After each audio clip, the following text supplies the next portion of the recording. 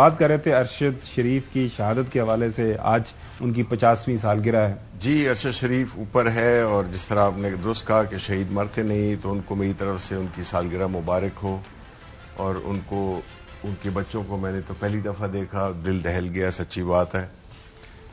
لیکن بات یہ ہے کہ مجھے اس وقت اپنے والد صاحب کا، احمد فراز کا ایک شعر یاد آ رہا ہے، جو کہ میرا خیال ہے کہ بڑا مناسب ہے موقع کی مناسبت سے۔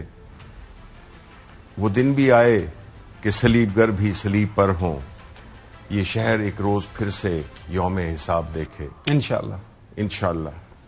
تو ہمارے سارے صحافی بھائیوں کے لیے، بہنوں کے لیے، جو بھی صحافت میں آنا چاہ رہے ہیں، ان کا وہ رول ماڈل ارشد شریف ہے، اور ارشد شریف اپنی اس جدوجہد اور اپنی اس قربانی کی وجہ سے ہمیشہ زندہ رہے گا۔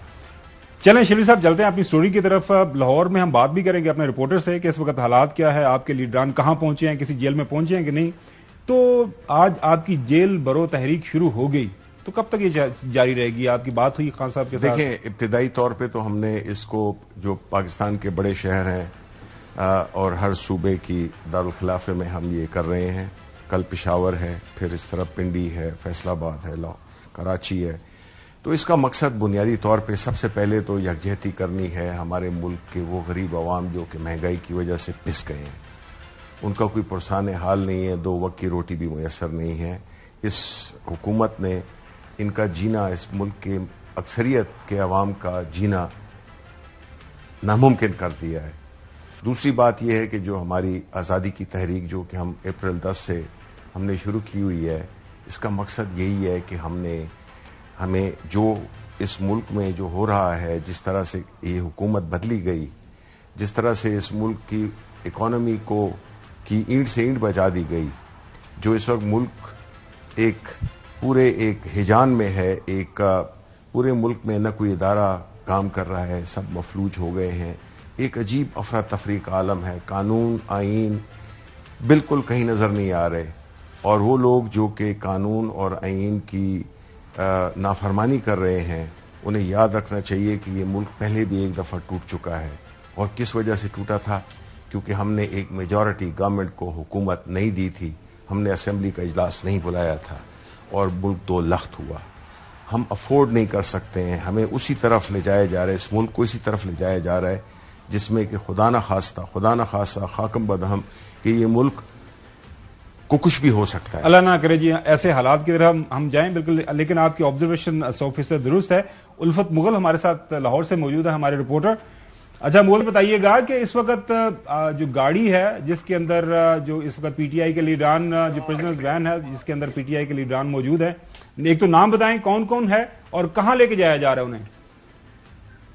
جیور خاور بھائی، پچھلے کئی گھنٹوں سے یہ گاڑی پرزنر وین جو ہے یہ پاکستان تحریک انصاف کے رہنماؤں کو لے کر گھوم رہی ہے۔ پہلے اس کو کیمپ جیل لے کر جایا گیا، لیکن وہاں پر کافی دیر کھڑے رہے کیونکہ ان کے پاس کوئی ایسا شواہد نہیں تھے جو انتظامیہ کی جانب سے یا پولیس کی جانب سے کوئی شکایت درج کرائی گئی ہو، کیونکہ جیل مینول کے مطابق کسی بھی شخص کو یا کسی بھی قیدی کو کسی بغیر وجہ کے جیل میں رکھا نہیں جا سکتا۔ تو اس کے بعد سے پھر لے کر نکلے اور اب انہیں کوٹ لکھپت جیل کے جو مرکزی گیٹ ہے وہاں پر اس کی جانب لے کر جایا جا رہا ہے۔ اور اس جو پرزنر وین ہے اس میں پاکستان تحریک انصاف کے senior vice chairman Makhdoom Shah Mahmood Qureshi موجود ہیں، پاکستان تحریک انصاف کے مرکزی سیکرٹری جنرل اسد عمر موجود ہیں، اس کے علاوہ ولید اقبال، سابق صوبائی وزیر تعلیم پنجاب ڈاکٹر مراد راس، اور سابق گورنر پنجاب عمر سرفراز سیما، اور دیگر رہنما جو ہے وہ موجود ہیں۔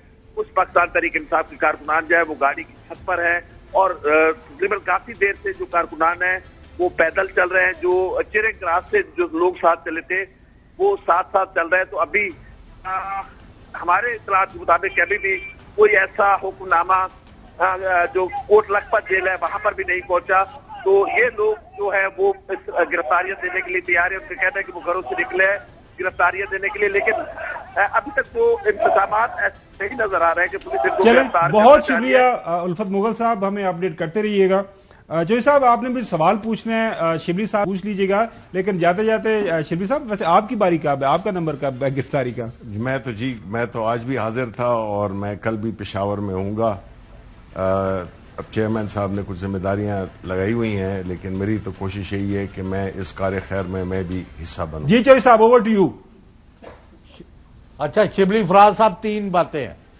ایک تو موجودہ نگران سیٹ اپ ہو یا federal government led by Shehbaz Sharif ہو، وہ فی الحال ان کے ارادے، ان کی نیت، کسی قسم کا کوئی الیکشن کرانے کے لیے وہ تیار نہیں ہے، اور وہ ہیلے بہانے اور ادھر ادھر سے ٹامنگ ٹوئیاں مار کے قانونی مشغافیوں کے چکروں میں الیکشن کرانا نہیں. آج انہوں نے صدر پر بھی حملہ کر دیا ہے کہ صدر نے غیر آئینی کام کیا ہے الیکشن کی ڈیٹس دے کر، جبکہ 57 سیکشن جو ہے اس کا الیکشن کمیشن کو ڈیل کر رہا ہے، اس میں صاف ہے.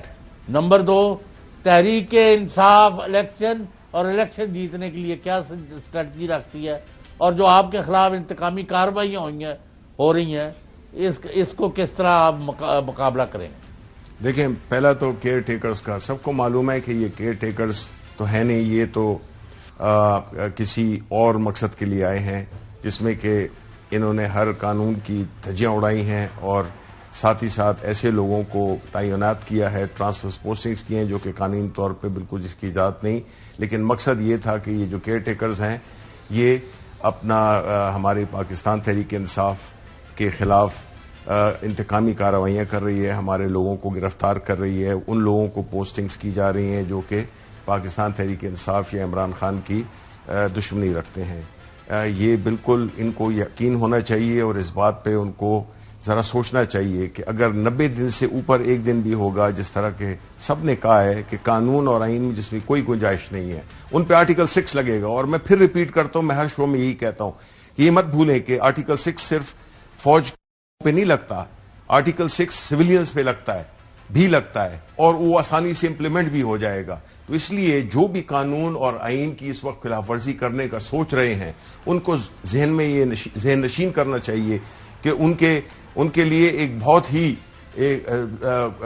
قانونی ایک پھندا تیار ہوا ہے جو کہ آئین کہتا ہے، تو اس میں تو یہ کر نہیں سکتے ہیں. اور یہ جس دن بھی 1 گھنٹہ بھی اوپر ہوگا تو یہ غاصب کہلائیں گے، یہ یوسرپرس کہلائیں گے. دوسری بات جہاں تک کہ ہمارے الیکشنز کا تعلق ہے، اس کا یہ ہے کہ جی ہم تو ایک جمہوری پارٹی ہیں، ہر کام آئین اور قانون کے دائرے میں رہ کر کر رہے ہیں. اچھا شبلی صاحب، اس وقت دیکھیں پارلیمان غیر فعال ہے. عدلیہ کے اوپر ابھی جو خان صاحب بھی بات کر رہے تھے کہ وہاں پہ اس کے اوپر بھی اس وقت حکومت نے صدر صاحب پہ اٹیک شروع ہو گیا ہے. تو جو چوہدری صاحب ایک سوال آپ سے کیا ہے کہ آپ کو کہاں سے انصاف کی امید ہے، کیا بنے گا کیا نہیں ہوگا؟ کیونکہ ایک 2 ممبر بینچ نے ایک آپ کو پتا ہے ایک ریکمینڈ کیا، سجیسٹ کیا ہوا ہے کہ جس پہ سو موٹو لیا جائے. اب دیکھیں آنے والے دن کے اندر وہ بھی ہو جائے گا.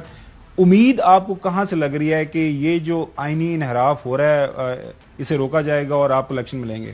دیکھیں، ہماری تو ابھی بھی نظریں عدالت پہ لگی ہوئی ہیں، پورے پاکستان کے عوام کی نظریں عدالت پہ لگی ہوئی ہیں، اور یہ ایک موقع ہے عدالتوں کے لیے جس میں کہ وہ پاکستان کے عوام کی امیدوں پر پورا آئیں گے اور قانون اور آئین کی یہ نہیں کہ کوئی پاکستان تحریک انصاف کو کوئی ریلیف دیں، نو، وہ آئین اور قانون کی بالادستی کے لیے اپنا کردار ادا کریں گے. یہ پاکستان کی عوام کی پہلی امید ہے. دوسری، ہمیں اپنی ہمارا جو جہاد ہے اس پہ اتنا یقین ہے کہ ہم نہ تو متزلزل ہوں گے، نہ ہمارا لیڈر متزلزل ہوگا. ہم نے دیکھ لیا کہ وہ کتنا اس نے اللہ تعالیٰ پہ ایمان ہے اور کس طرح سے وہ اپنے ایک نڈر طریقے سے اس پوری جہاد کی رہنمائی کر رہے ہیں. حملے شروع کر دیے ہیں.